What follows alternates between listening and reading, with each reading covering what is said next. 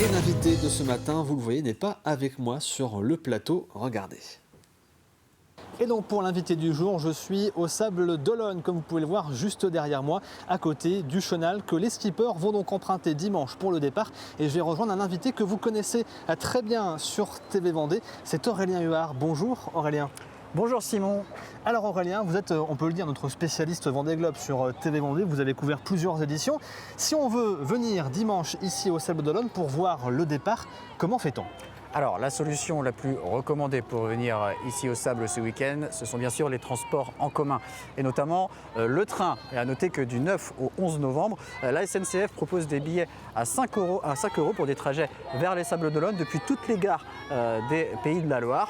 À noter tout de même une recommandation, même une demande de la SNCF concernant ses voyages en train ce week-end vers les Sables d'Olonne.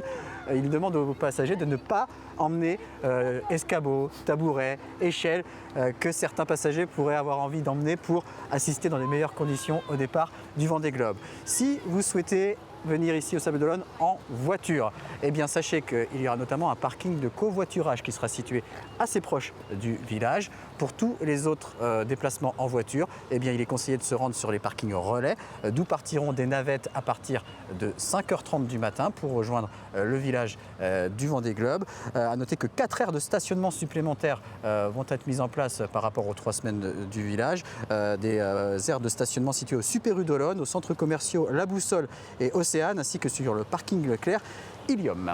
Alors vous disiez la petite technique effectivement de l'escabeau ou de l'échelle, ça c'est pour voir au-dessus de la foule puisque effectivement beaucoup de monde sont attendus, près de 300 000 spectateurs attendus dimanche matin ici au Sable d'Olonne et certains ont même prévu de se lever tôt, très tôt, même pourquoi pas de dormir le long du chenal. Oui, alors on se base sur les expériences des précédentes éditions du Vendée Globe. En effet, on attend beaucoup de monde et beaucoup de monde qui va vouloir se placer aux meilleurs endroits pour assister au départ de ce Vendée Globe et notamment à la descente du chenal.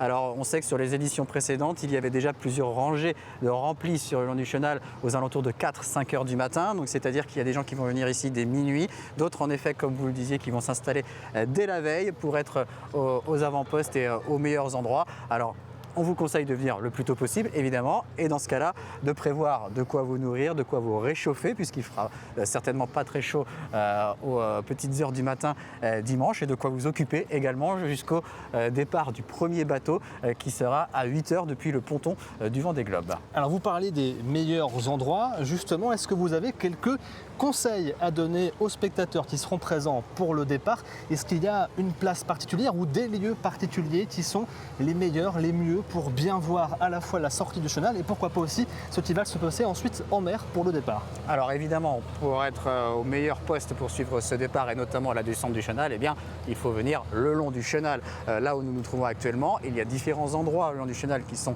peut-être meilleurs pour assister à ce départ. Et notamment derrière nous, tout au bout de ce chenal, près du phare vert, sur ce qu'on appelle la petite jetée. Alors les places seront limitées dimanche à cet endroit. Donc bien sûr, essayez de trouver une place le long du chenal si vous arrivez assez tôt, mais ça sera rempli encore une fois très rapidement. Vous pourrez également suivre ce départ depuis le village qui lui ouvrira ses portes exceptionnellement à 7 heures dimanche matin et il faudra pour y accéder, tout comme lors de la période des 3 semaines précédentes, se munir d'un e-billet gratuit et accessible en ligne sur le site internet du Vendée Globe. Il y aura un écran géant installé sur le village. À noter que les pontons ne seront pas accessibles au public.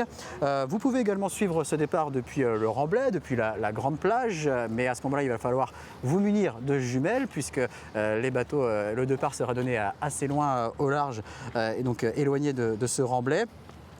Si vous souhaitez vous éloigner un petit peu de la foule, mais tout de même assister à ce départ, vous pouvez aller un petit peu plus loin sur les plages de la Paracou, de Sauveterre, de Tanchette, ou alors au Puy d'Enfer, ou bien à la baie de Cayola. Là aussi, prévoyez de vous munir de jumelles pour apercevoir les IMOCA qui prendront le départ de ce 10e Vendée Globe.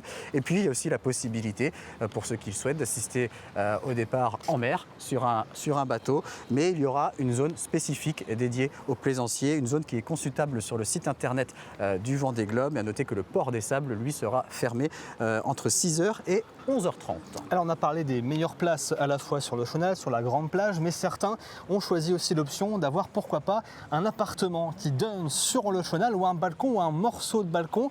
Mais là, si c'est l'option que certains souhaitent, c'est un petit peu trop tard. Ah oui, c'est beaucoup trop tard si vous souhaitez encore réserver un hébergement pour ce week-end et pour ce dimanche au Sables d'Olonne. Ça fait des mois et des mois que l'offre d'hébergement est saturée. Les hôtels sont complets. Certaines chambres ont même été réservées depuis 4 ans, depuis la fin de la précédente édition.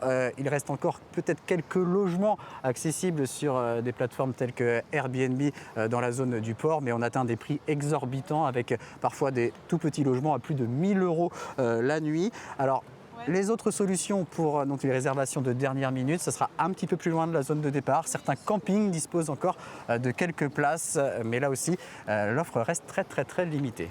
Alors un mot maintenant sur les skippers. Le premier à sortir donc dans le chenal, à quitter le ponton du Vendée Globe, ce sera Charlie Dalin, le skipper de Massif. Beaucoup le voient comme le grand favori de cette 10e édition du Vendée Globe. Qu'en pensez-vous? Alors oui, Charlie Dalin sera le premier à s'élancer et à descendre le chenal à partir de 8h du matin. Oui, il fait partie des grands favoris, mais ce n'est pas le seul. Alors on l'annonce comme favori pour ses résultats sur ces dernières années. Le fait aussi qu'il a été le premier à franchir la ligne d'arrivée il y a 4 ans, même s'il a terminé deuxième, puisque Yannick Bestaven, le vainqueur, avait bénéficié d'une compensation. Mais comme je disais, il y a d'autres prétendants à la victoire. On n'a jamais eu autant de prétendants à la victoire sur un Vendée Globe. On peut citer parmi les autres favoris Johan Richomme sur le bateau Paprec Arkea. Même si c'est son premier Vendée Globe, il fait partie des favoris, tout comme Jérémy Bayou sur Charal, qui lui va prendre part à son 5e Vendée Globe. On peut citer également Thomas Ruyant sur Vulnérable, qui lui aussi était aux avant-postes lors de la dernière édition, qui dispose d'un bateau neuf. L'Allemand Boris Herrmann pourrait également figurer parmi les premiers sur ce Vendée Globe, tout comme le Britannique Sam Goodchild. Et on pourrait également voir pour la première fois une femme remporter ce Vendée Globe, puisque Samantha Davis sur Initiative Cœur, eh bien avec son nouveau bateau, avec ses très bons résultats sur les dernières courses, est elle aussi une prétendante à la victoire. Il y a également beaucoup d'outsiders sur cette course. On peut citer une autre femme, Justine Métro, mais aussi le Sablais Sébastien Simon sur Groupe Dubreuil, Louis Burton sur Bureau Vallée, Nicolas Lunven sur Holcim PRB et bien sûr le tenant du titre, Yannick Bestaven, qui revient sur Maître Coq et qui va défendre ses chances pour pourquoi pas remporter un deuxième Vendée Globe consécutif. Alors vous avez parlé justement du Sablais Sébastien Simon, donc sur l'IMOCA Groupe Dubreuil. Qu'en est-il aussi pour les autres skippers qui sont installés en Vendée, vendéens ou vendéens d'adoption? Arnaud Boissière, Manuel Cousin ou encore Benjamin Dutreux. Alors comme je le disais, donc Sébastien Simon peut prétendre à un top 3 voire à un top 5 sur cette course. Concernant Benjamin Dutreux, lui aussi donc, fait partie des outsiders. Il peut clairement viser un top 10. Lui qui avait été une des révélations du précédent Vendée Globe. Il avait terminé 9e sur un vieux bateau à dérive. Cette fois, il est beaucoup mieux équipé avec un bateau, l'ex Hugo Boss, qui avait terminé 2e de l'édition 2016-2017. Il a une plus grosse équipe, il a beaucoup plus d'expérience. Donc il faudra compter sur Benjamin Dutreux. Arnaud Boissière, lui, va plutôt viser l'objectif de boucler un 5e Vendée Globe consécutif pour améliorer encore son record. Quant à Manu Cousin, sur coup de pouce, lui, on va être plus sur un profil d'aventurier, lui qui va naviguer sur un bateau à dérive. Merci beaucoup Aurélien Lumer pour toutes ces précisions et je vous rappelle que le départ du Vendée Globe c'est donc dimanche et ce sera aussi à vivre sur TV Vendée à partir de 7h30.